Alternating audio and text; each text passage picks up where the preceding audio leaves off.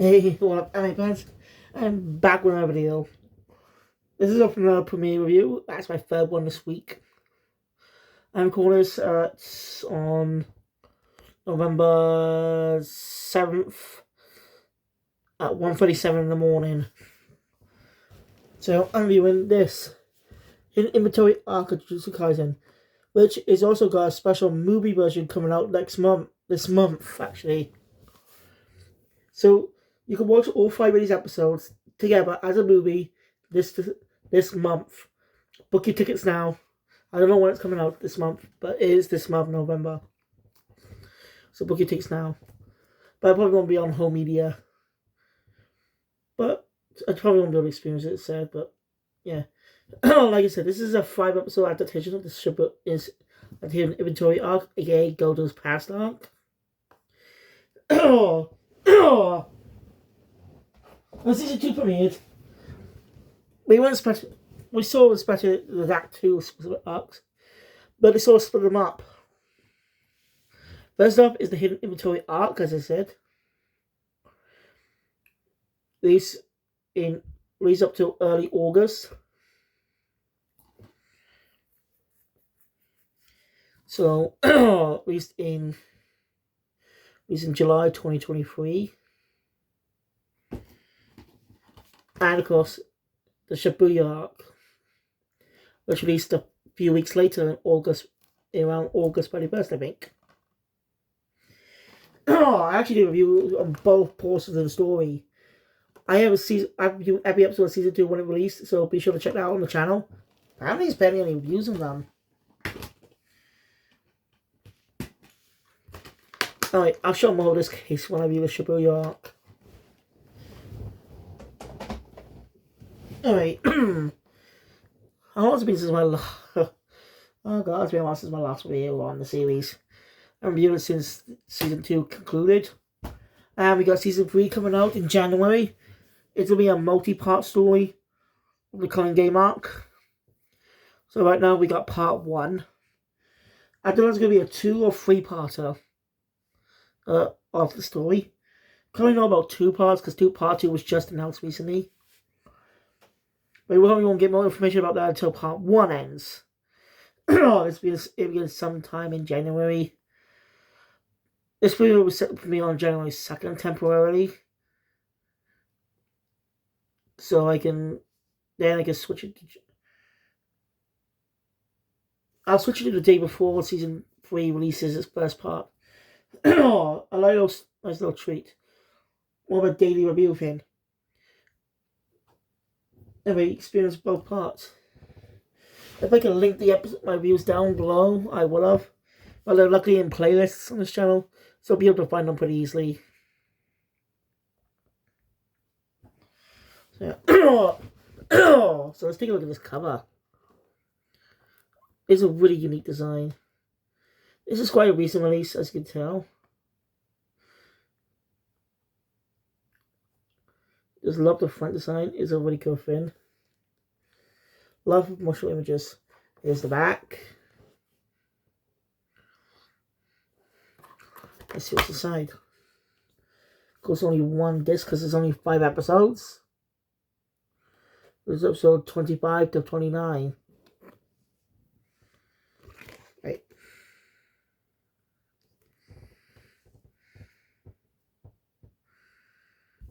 Yeah, it's 5 episodes. Which is all. When it makes sense to be 30 though, 5 plus 5 equals 10. But again, if you silently count the number before going on, these are silent count. So that'd be why. Hey, I like the disc here, but if you just remove this a sec, look at the inside. Right. I don't know if you can see that, but this is the inside. You see Gojo, Megumi, Yuji, and Lobara all there, with a second half of the train being Gojo, Geto, and Shoko. Doing a story arc. I'd say this is a great story arc. Short, yeah, pretty cool. as the story starts out pretty lighthearted, in for a good time. But it gets more messed. Starts to go really, it goes downhill around episode 3. So without delay, let's get into this review. So, you want a story with Ghetto is seemingly something that happens after the events of the arc, after specific events that happen in the story that day in 2005.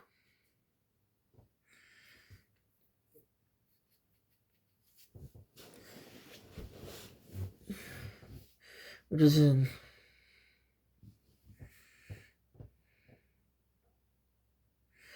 set 13 years before the events of JuJutsu Kaisen and 12 years before the events of Zero.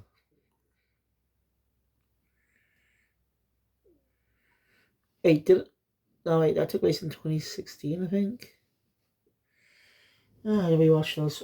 I'm glad to rewatch the entire series dubbed at some point. I'll experience the current game arc. I'll be experiencing on Netflix now as well. I could be wrong. When I first watched Jujutsu Kaisen, it was dubbed. I watched it dubbed before I watched it Japanese. Like, we had just that day, and I just spent the entire day catching up, watching the entirety of JJK. Like, the entirety of it. But I want to view a whole 25 or 26 episode season in one day. That has to be only thing I review, nothing else. That means that I put all plans aside one day, just watch that much. So, yeah. Anyway, let's get into it. As I said, no one understands what's the taste of Cursed Spirit. We jump back a bit to what's happened as we get a brief introduction of young brothers Utahime and Mei. Grayson looks at them. Mei's hairstyle is quite different. She wore a ponytail instead of the front face braids. Utahime doesn't even have a scar yet. So you're younger. Sorry. And they're dealing with a cursed spirit in a building. After dealing with that, we should arrive at Satu Gojo, Siguru Geto, and Shoko. Can't basically feel impressed about Shoko. Let's look at her when she debuted during the Curse Room arc. Look when she debuted in that arc. You can see how different she is. More tired looking. Really affected her. But she's just kept more like Nobara, but not the same personality, but same hairstyle. Yeah. How weird. So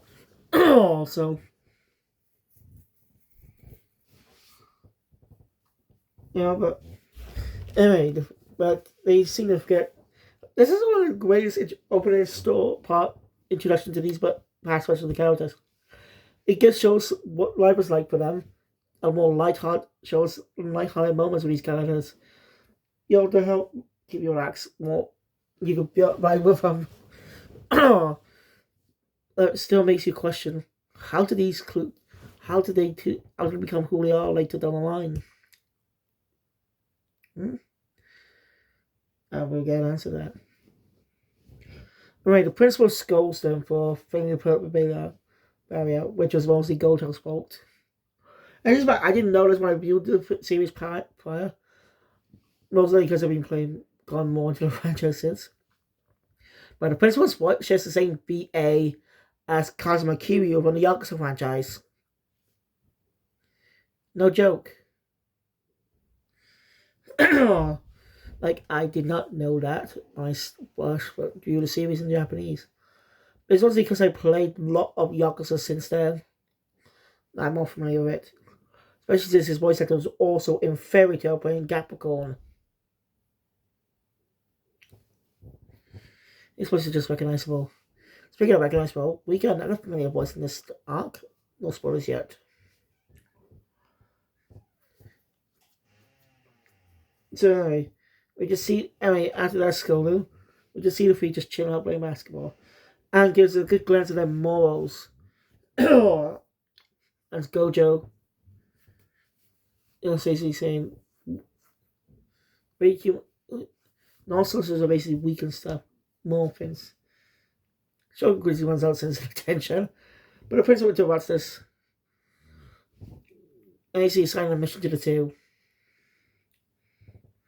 Mission is about get a girl named Rico, who's known as the Star Vessel. Every few years, a birth known as the Star Vessel spawn. One compatible to assimilate with Tengen, a being of incredible power, but if not assimilate with Star Vessel, he can lose himself and go out of control. That'd be really bad. Their mission is to protect the girl from two groups. One is even that important as they get eliminated pretty early on. The other is the Star Vessel Association, I think. They're basically a cult.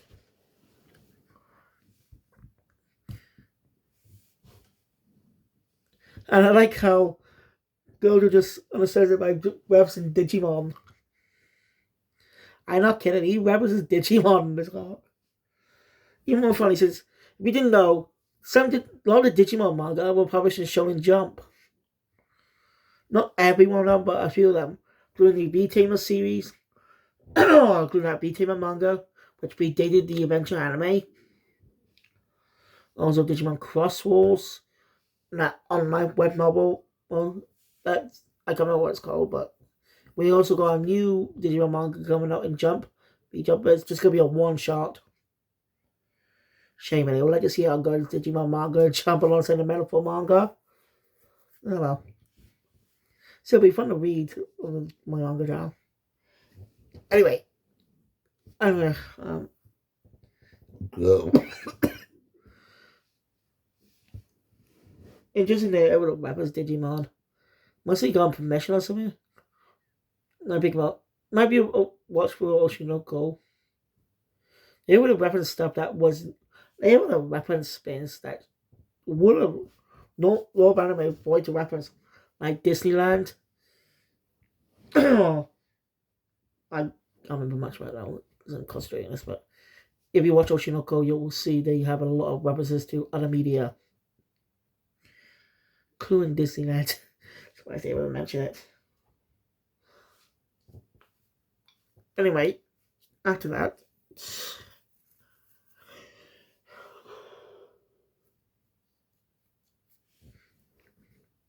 anyway, when that cult, I'm just going to was the cult from now on. I basically want the power to Anger's power to go out of control, even though it'll kill people. See, simulate with a Star Vessel as someone horrific or something. So,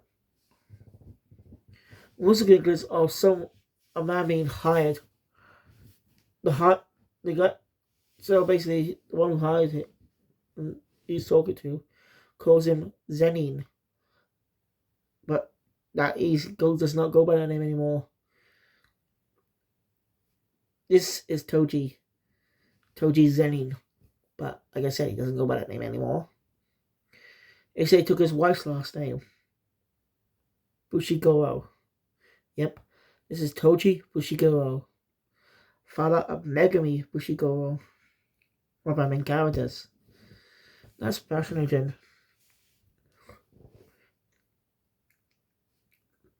The more interesting is that his Japanese BA is played by a legend. It's probably a legend to be voice acting industry. What a deal da! I don't know how to say that. He voices freaking Dio Brando and JoJo. And technically Diego Brando. I say technically. He played him in a lot of the JoJo games. But seems it was actually going a different route. Behind a different actor portrayed Diego in the Steel Ball Run. He's going to take some. I was kind of sad, but it's going to take some getting used to. Because, I mean, come on. Who doesn't recognize that voice? I don't know what my voice is on just right now. It's not like the other day, but... So, alright, Gojo. So, alright. Hey, Rico ends up being under attack by those Q guys. So, guess who... So, Getsu ends up rescuing Rico. Well, Gojo deals with another Q guy. Both defeated pretty easily.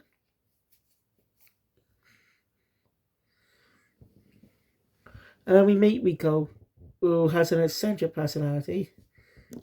Typical middle school girl. Yeah, she's a middle schooler. Also, I'd like to talk about the opening. It is catchy. It seems joyful, for which clashes against which works for early on in the arc, but clashes with later. Well, if you don't understand Japanese, that is. But if you understand the lyrics, you know, it kind of does have a dark undertone to it. And it works. You gotta love when the series comes out with catchy openings.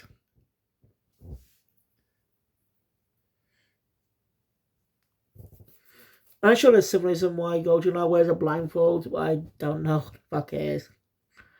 If you know some symbolism, let me know in the comments. But anyway, anyway. We'll also introduce him a Kuroi. So, yeah. The interactions are pretty funny. And she ends up having to go to school. I mean, she decides to go to school. She tries to spend time with friends. The mission means being erased. Because it's her soul still about him.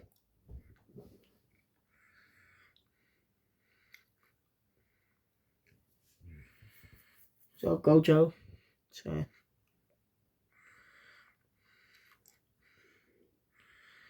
and Kuroi is basically Miko's guardian since she was a child. Her parents died in an accident. And well, she's basically like being like a mother, Miko. We do get Toji scenes, but he doesn't do much other than petting. Because he's trying to wear Gojo down because how powerful the Six Eyes are.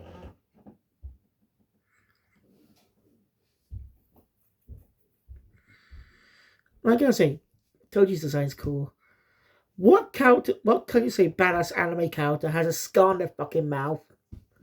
As long as it's like on the eye, around the eye area or something. Never on the mouth. That's really unique design. And it's really imposing. The voice just really works for the character.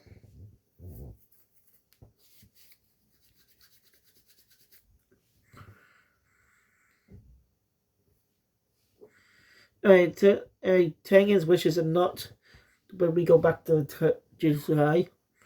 Look, if he knew this things ago, like he would have suggested earlier.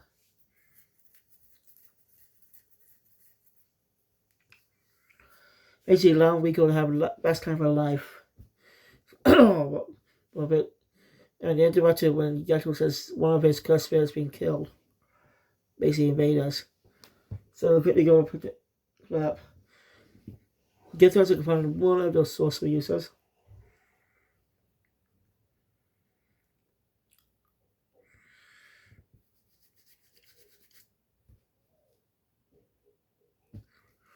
And he's an old man.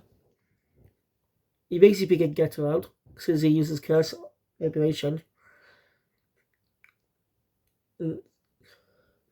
He doesn't do proper, close combat. Maybe that's his weakness, but he's not stupid. Geto's not stupid. He has good hand-to-hand combat skills. He was just baiting him. Just one down, 1 0. See a guy with a paper bag on his head. Christ always seems to be pretty good. Christ seems to be pretty good at bit of fighting. Geto's nice, but the guy disappears seems to be a curse technique. And I was running Gojo, but Gojo's not good. He's able to pick out his technique pretty easy and it beats the guy. Because he can't use his web powers yet. So he just punches the guy. And you know, season 2's animation is slightly different. Not just the high quality, but in terms of how the art is more softer. Like the lines are more softer, the lines are more softer, less shiny. Does that make sense? Compared season 1 UG to season 2, and you'll see it's night and day. Not complaining, just saying. Also, it seemed that it should be hard to piss some fans off just because it wasn't in the manga. But I bet get elevated this manga because it works and it's funny. And it was animated by a young man, I think 15. God, people are cool. Anyway, Gojo. Hey, before that, though, Gojo rescued Rico in a comedic way. As everyone in her class, including the teachers, pointed over how handsome Gojo is. Well, Gojo still is just show off. He has less of ego these days. Mostly what happened in this arc humbled him.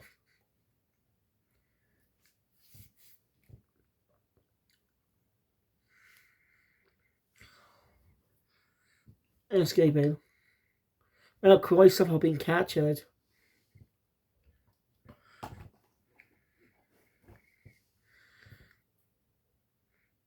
So I try to call some help.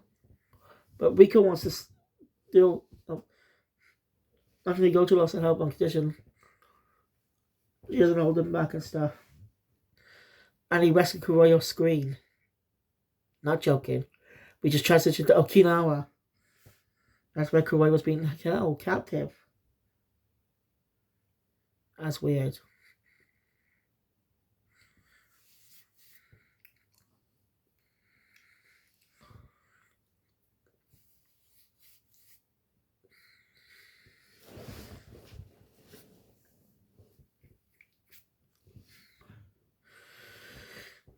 So, yeah, it's weird.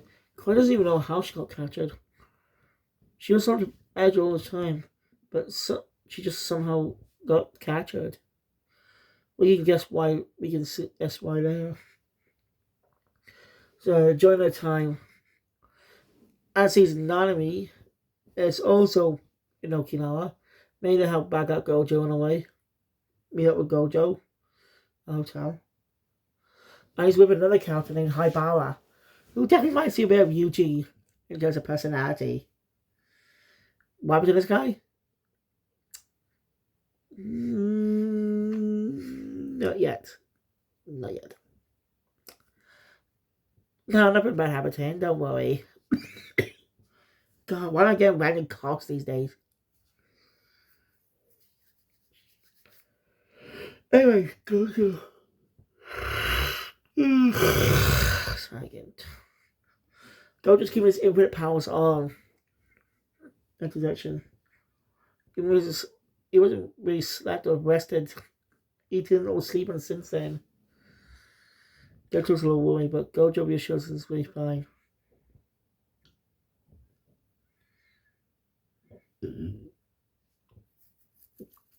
Anyway, getting right back at JuJutsu High, breaking Okinawa. And Gojo turns out ambushed by Choji.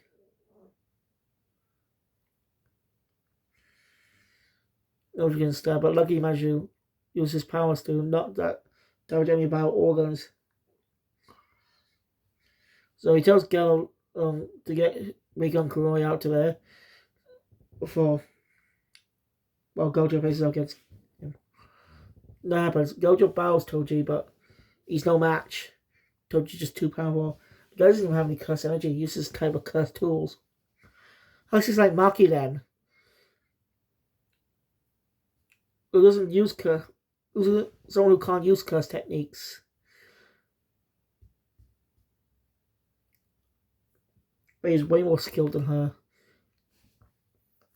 Able to figure out the way through Gojo's defense.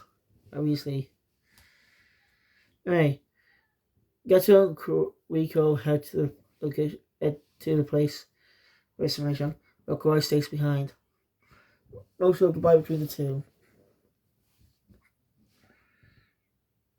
This is it.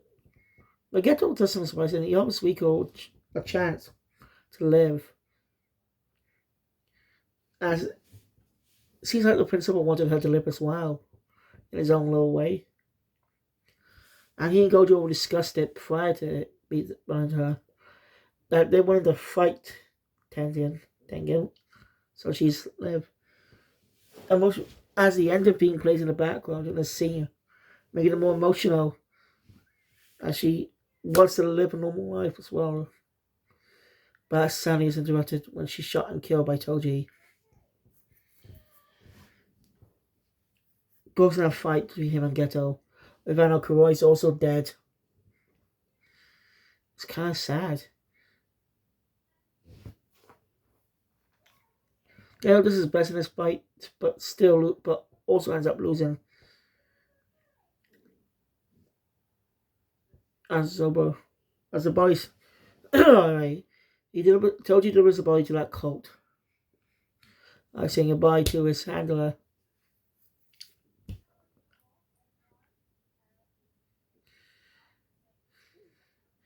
I just like Toji's face in his eye, by the way.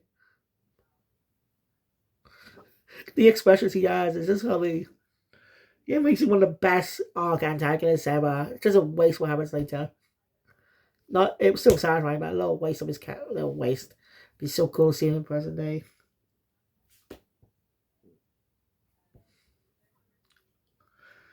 But anyway,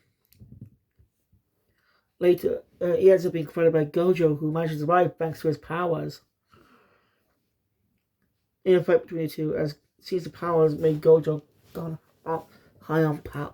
Gojo's now high on power for now. He bows and defeats Toji, even using the red for the first time. And combining red and blue to create a powerful purple attack. Killing Toji. When he dies, he ends up thinking about Megumi and tells Gojo about his son will be taken in by the Zenin clan in 2 years. As Toji dies standing up. Little waste of his character, sadly. Not in a bad way. I'd love to see him in present day. He was such a great antagonist. Very skilled.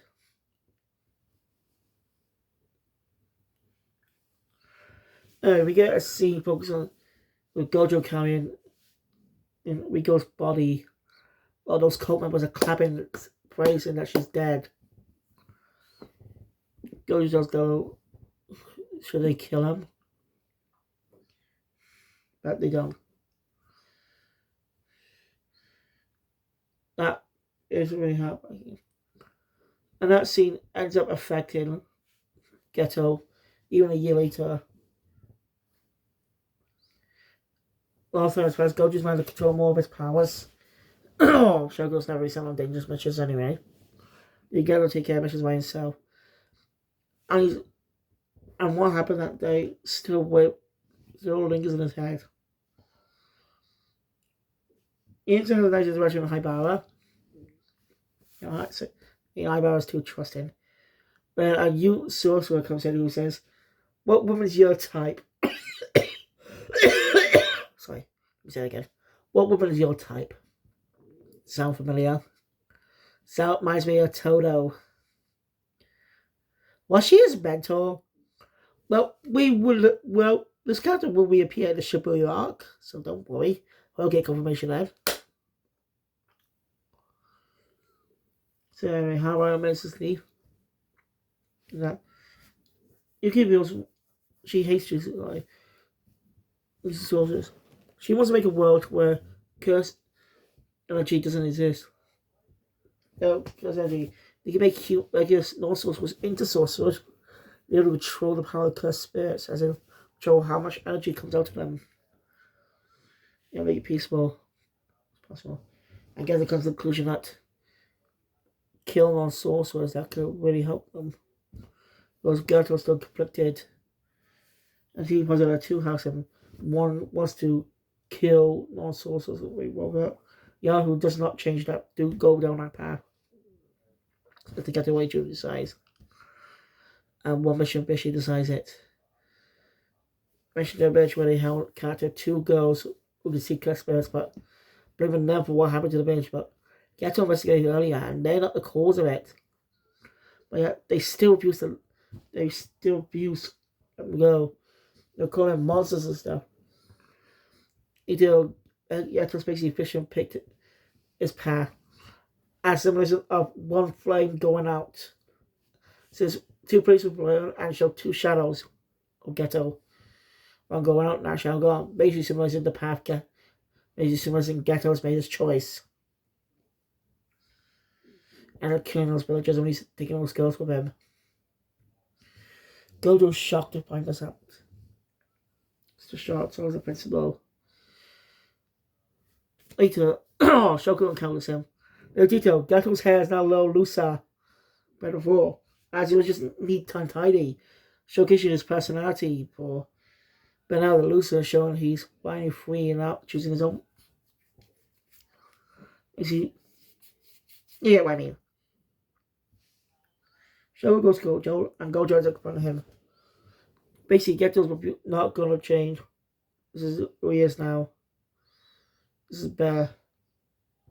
Gojo could have killed him then and there, but didn't. He did not make that. He wouldn't make that mistake again.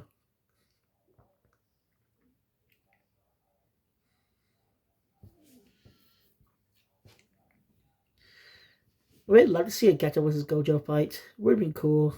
2 friends faced up against each other. Oh well. Hey, that might actually happen in the manga. Might happen in the manga. I don't know. I don't know what happens in the current game arc or the following arc. Which, good. I don't want to be spoiled. And maybe the anime improve on the ending of the manga. From what I heard.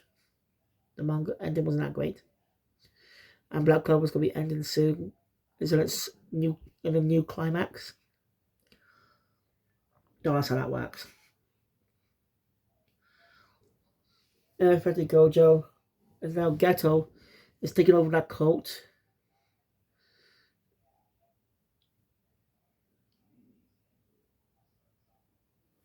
And sees all. You know, basically, he calls humans monkeys now. So he does later. And soon recruit more followers. Big mistake. And Gojo ends up having a meeting Megumi. Basically, from the whole conversation, basically, tells Megumi, if we ever need, and he can talk to Evan and Chubba, he can talk to him, then that he'll get stronger, so he can catch up to him. That ends the flashback of 2006. As you cut to 2018, present day, just after season 1 finale, as Gojo wakes up to find Megumi, Yuji, and Nobawa in his office. I mean, you can symbolize him, and that is symbolized in the opening too when you see it. As the opening starts with him in his office, as he ends up dreaming about his past. And why I say this takes place directly after the events after season 1, when they got to present day, because imagine he called them, and where the season 1 leave off, them being called.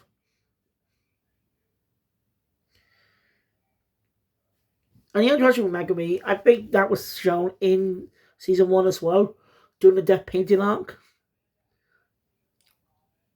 I'll just see if I can find any comparisons on YouTube.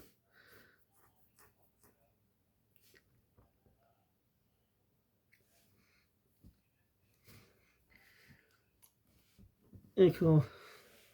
Whatever Gojo wanted to tell him, I guess Gojo's plan to tell him about the recommendations of their test. See if they can worthy to take, if they can if they're ready to move up to that level.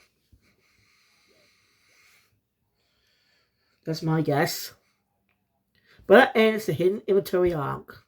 Hidden inventory premature death. I just call it hidden inventory arc. Short, easier. enjoyable 5 episodes.